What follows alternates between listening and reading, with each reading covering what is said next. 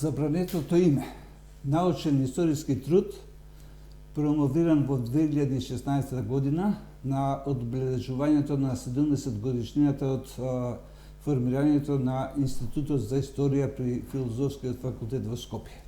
Или една сосема случајна визија на професор доктор Ванчо Ѓоргиев, кој денеска е наш гост. Професоре, добре дојдовте во нашето студио. Добре најдов. Забранетото име се однесува на Македонија и е директно поврзан со вистински настани од времето на владењето на султанот Абдулхамид II, кога токму поради Македонија се пристапува и кон обид за менување дури и на Библијата. Од оваа временска дистанца, по потпишувањето на договорите со Грција, особено на тој со Бугарија, како ја гледате Република Македонија? Најпрвен дозволете ми да кажам инспирацијата и идејата од каде потекнува за овој труд. Забележавте дека тоа е 2016 година, кога веќе се крчка околностите околу Македонија, се возможните притисоци да се изврши промена на името на Македонија, иако формално немавме договор, но се чувствуваше меѓународниот притисок и имајќи го тоа во предвид, со овој труд сакав да укажам дека нештата доправа престојат во Македонија. Во случајот станува збор за еден историски настан, мотивиран во 902, конечно актот е донесен 903 година, политичка одлука во договор со Русија и Австро-Унгарија, а реализатор е Османската империја, бидејќи се однесува на нејзината територија, да биде симнато од употреба името Македонија од сите официјални списи во државата, и од тука доаѓа потоа користењето на терминот трите вилаети за означување на територијата на Македонија, но во тој контекст официјалната државна цензура отишла дотаму што дури побарала повлекување или измена или пак забрана растурање на Библијата преку англиското библиско друштво, токму заради тоа што во посланијата на апостол Павле многу често се користи името Македонија. Оваа паралела не случајно тогаш ја направив, сакав да прејудицирам што значи кога некој институционално и официјално ќе изврши рестрикција или забрана на употреба на некое име, а всушност ние тоа го доживеавме со Преспанскиот договор, кога извршивме официјална промена на името на Република Македонија со една додавка, некоректна, непринципијална, а потоа се разбира, на тоа се надоврза и договорот за добрососедство и пријателство со Бугарија, кој што произведува негативни чувства во Република Македонија и всушност и едниот договор и другиот се токму насочени кон името Македонија и сето што произлегува тука, тоа е всушност македонскиот идентитет во сите негови варијанти, сакате од јазички аспект, сакате од национален аспект. Така што, гледано од таа димензија, да одговарам сега и на вториот дел од прашањето, Република Македонија денес ја гледам како една потчинета, понижена држава, која што и се оспоруваат сите нејзини легитимни права на собствена идентификација и јазичка, и културолошка, и во историска смисла. Тоа е, значи, една, би рекол, држава доведена во подредена положба однатвор. Индикативно што е во протоколите со Република Бугарија се споменува и апостол Павле. Може ли да излезе на крај дека апостол Павле не доаѓа во Македонија, туку доаѓа во Бугарија? Ако ја следиме логиката на текстот, она што се обидувале турците да го направат во 903, тогаш би бил апостол Павле дека доаѓал во Република Северна Македонија. А не во Македонија. Надвор здрав разум. Деновиве го честуваме Свети Климент, патронот на Македонската православна црква, Охридска архиепископија.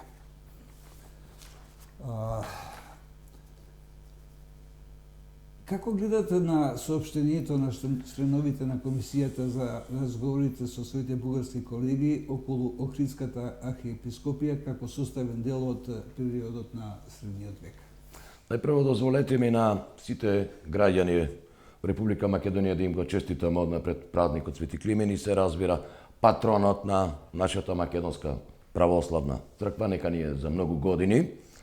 А што се однесува до вториот дел од прашањето, односно суштината на вашето прашање, евидентно е дека на последната средба на мешовитата македонско-бугарска историска комисија тема на разговор беше методската единица Охридска архиепископија во учебниците за 7 оделение во Република Македонија, и тоа е факт. Во меѓувреме се појавија и разни спекулации дека се зборува за статусот на МПЦ. Комисијата ниту има мандат, ниту право, ниту верувам пак дека помислила за такво нешто да зборува. Значи, веднаш ќе кажам дека тоа се сепак спекулации во недостаток на информации, но тоа е и последица, таквите спекулации, на недовербата на граѓаните на Република Македонија кон институциите, кон владата и кон самата комисија. Значи, ние сме доведени сите заради тој подреден однос што го тера нашата влада во преговорите со Бугарија генерално и особено на она што го прифатија тој така наречен француски, всушност тоа е бугарски предлог и протоколите кои што ни ги тутна, ние сме доведени во една таква понижувачка ситуација, луѓето немаат доверба. Но факт е дека се разговара, значи, ќе останам на тоа, дека се разговара за методската единица, за историјата на Охридската архиепископија, представена во учебникот за 7 по новите, по старите програми, тоа е 6 оделение, бидејќи некои од учебниците уште и така се водат, не е извршена таа соодветна промена.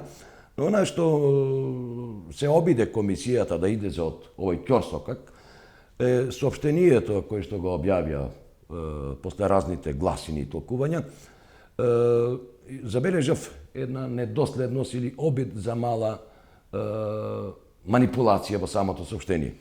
А тоа е моментот кога во соопштението велат дека тие разговарат токму за методската единица, како е представена Охридската архиепископија, но таму е кажано во нивното соопштение изречно стои во двете држави. Тоа апсолутно не е така, не е одговорно, го демантирам, затоа што предмет на анализа и разгледување во случајот на разменување на препораки, изготвување препораки е учебникот во Република Македонија, а не во Бугарија. Така што и да договорат, каква и препорака да усвојат, таа би се однесувала за нашите учебници, а не за учебниците во Бугарија.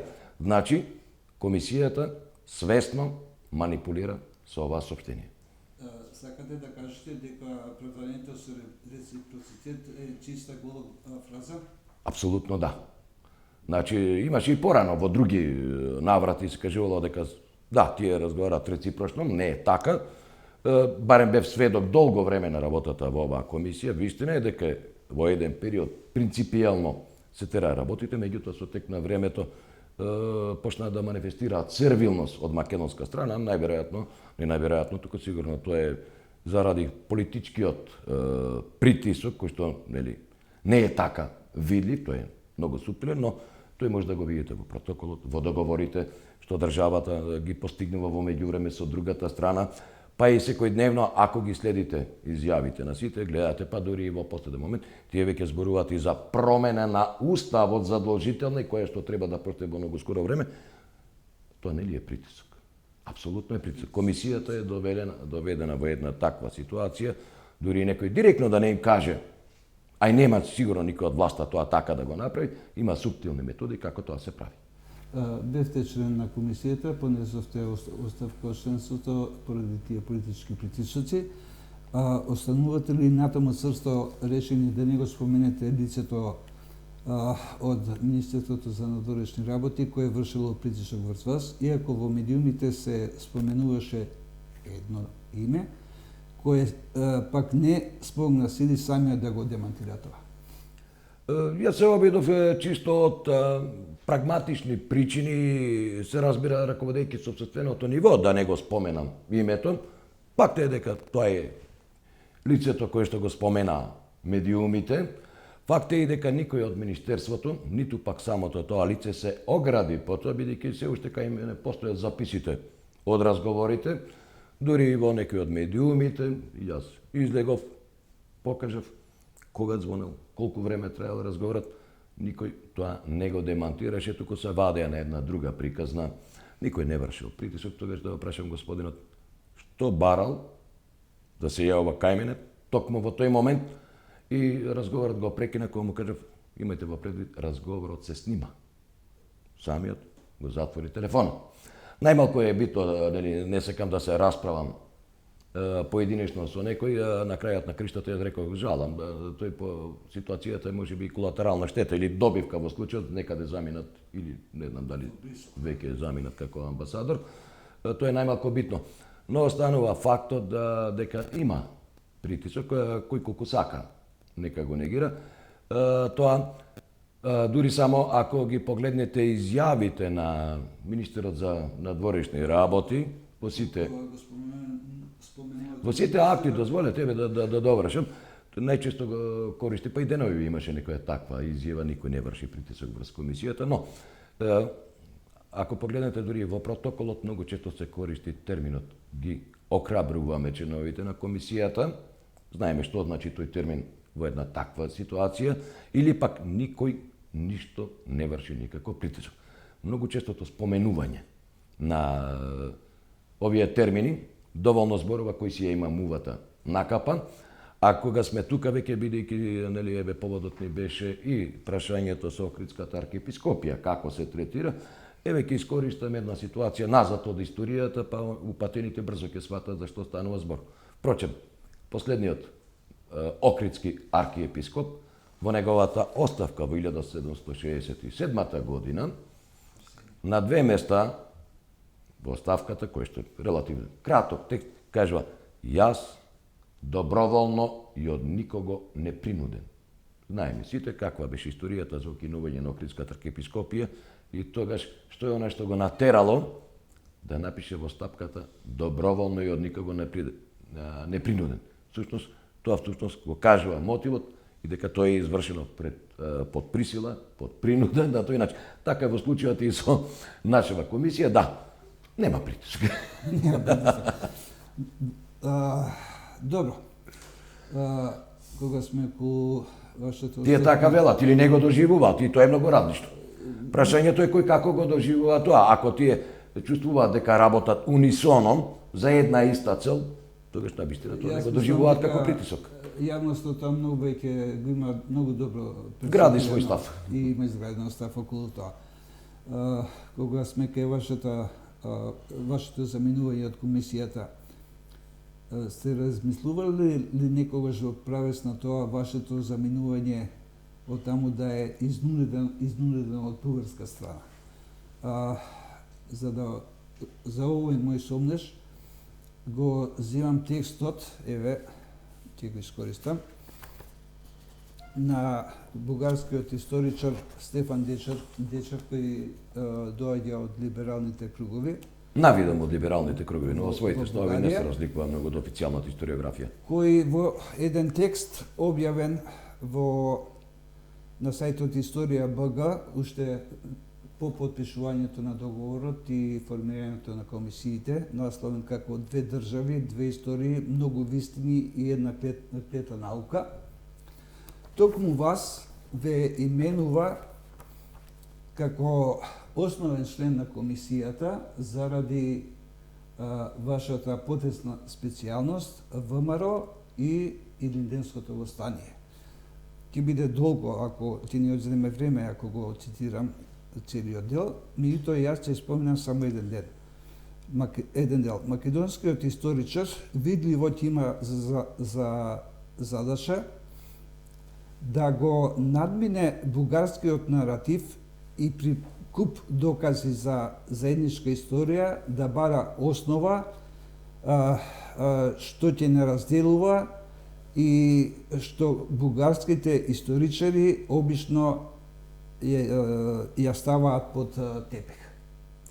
Да, познат ми е овој текст од Дечев, не е само овој, тој во неколку наврати пишувал.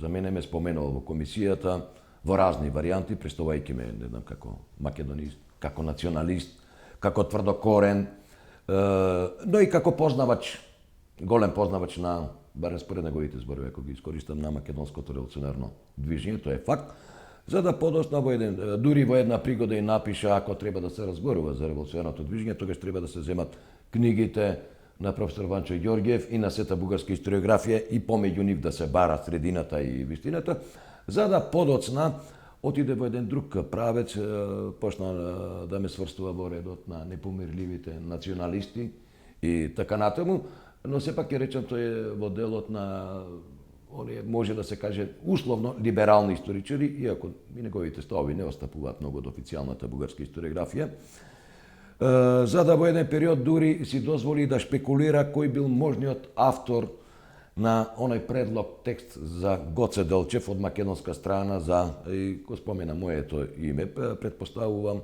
дека имал дошепнувања од наша страна, од македонска страна, за да го стави моето име во тој контекст, дека тоа се мои текстови, да, тоа е факт. Меѓутоа тие не одеа нели како текст на Ванчо Ѓорѓиев, туку одеа како работен текст, предлог текста за заедничко чествување од име на македонскиот дел на комисијата. И не само Дечев, има многу посурови работи по моја адреса беа напишани цело време во Бугарија се пишува по радни портали, по телевизиски емисии, дури тој притисок и таа дрскост се чувствуваше и внатре во самата комисија, од бугарските членови на комисијата.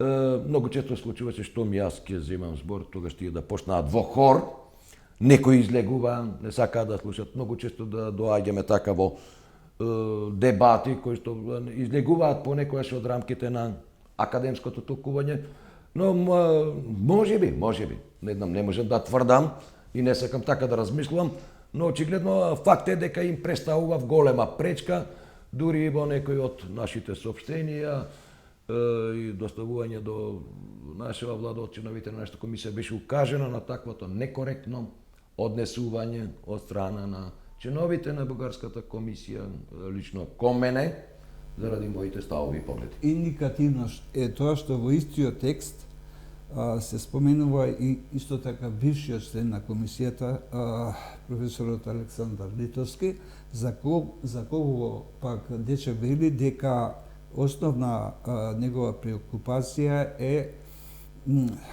одбрана на македонизмот како македонска национална идеологија. Да, тоа е факт, двајцата ние бевме таргетирани. Дали тука гледате цел да се ослабат позициите токму околу клучните периоди на македонската страна во разговорите на комисијата? Веројатно има проблем со ставовите што ги застапувавме и јас и колегата Литовски, затоа што без оглед на нашите идеолошки определби, предрасуди или застапувања, кога е во прашање Македонија, македонството, македонската нација и македонскиот народ, македонската историја воопшто, ние сме тука горе-долу на иста позиција и очигледно тоа многу им пречеше на другата страна и затоа стрелите беа долго време перени кон нас. Дали е случај на нашето заминување или не, тоа останува да суди јавност. Како специјалист за ВМРО и за илинденскиот период, во последно време името на Иван Вачо Михајлов како последен лидер на историското ВМРО стана предмет на нови македонско-бугарски недоразбирања, но и на дневно-политички пресметки меѓу власта и опозицијата. Колку е коректно власта да и лепи етикети на современата ВМРО ДПМН како политичка партија во врска со Иван Вачо Михајлов? Да, на вистина името на Банчо Михајлов е контроверзно. Име такво какво што и нема што да се додаде и да се одземе, тоа е општо позната. Неговата улога каква била, дури на крајот и една Бугарија ја забрани неговата организација заради начинот на кој што делувал тој. Но, во врска со, директно во врска со прашањето, ние сме сведоци од осамостојањето на Република Македонија како континуирано една кон друга страна се лепаат етикети кои што влечаат нишки од негативни страни од историјата од една или од друга страна, без при тоа да се промислува дали со тоа се нанесува штета и навреда воопшто и на македонската историографија, првин, на македонската историја и на македонските граѓани, бидејќи луѓето припадници на една или друга политичка партија, сепак тоа се, нели, сите ние сме македонска нација, македонскиот народ, така што доволно само ве потсетам, првиот претседател на ВМРО ДПМН, ако се сетите пак, какви навреди упатуваше во тоа време србо-комунисти и така натаму, кон другата страна, несвесно дека, дали е свесно или несвесно, веќе е проблем сега и се прашувам, колку било тоа веќе несвесно на другата страна, така и во истото тоа време и ние тогаш бевме сведоци како се подметнува разни летоци, разни именувања на оваа организација, така и во последно време повторно се обнови таа приказка, некој обидувајќи се ВМРО ДПМН да го спореди со некогашната ВМРО на Ванчо Михајлов, да покажува некаков си континуитет, да рачитиме. ВМРО ДПМН е современа политичка партија, регистрирана согласно законите на Република Македонија, со јасна политичка програма и цел. Партија која што се бори во современи услови за развој на македонската држава, а ако некој се обидува да бара некаков континуитет, тогаш тоа треба да го бара во севкупното делување на ВМРО, да зборува и за ВМРО обединета, да зборува и за македонската револуционарна организација од 893 која што го донесе Илинден и за оние илинденци кои што потоа представуваа континуитет помеѓу некогашното ВМРО и Илинден од 1943 година, 44-та година, на второто заседание на АСНОМ, ние сме сите сведоци каква беше улогата, да речеме, на Димитар Влахов, на Павел Шатев, како тие луѓе беа кооптирани, така што таквото етикетирање што доаѓа сега е некоректно и би рекол удбашки метод познат за едно друго време од раните години на македонската држава, Југословенската федерација, од време на ИБ, методи кои што во недостаток на аргументи и понудена програма за излез од цевкупната криза во која што се наоѓаме на државата, не би станува друго, освен да ги етикетирате другите со недолични и непристојни епитети или квалификации, кои што немаат никаква ниту историска, ниту пак морална подлога би рекол. Ви благодарам на одвоеното време. Ви благодарам вам, ми беше задоволство. Често беше моја.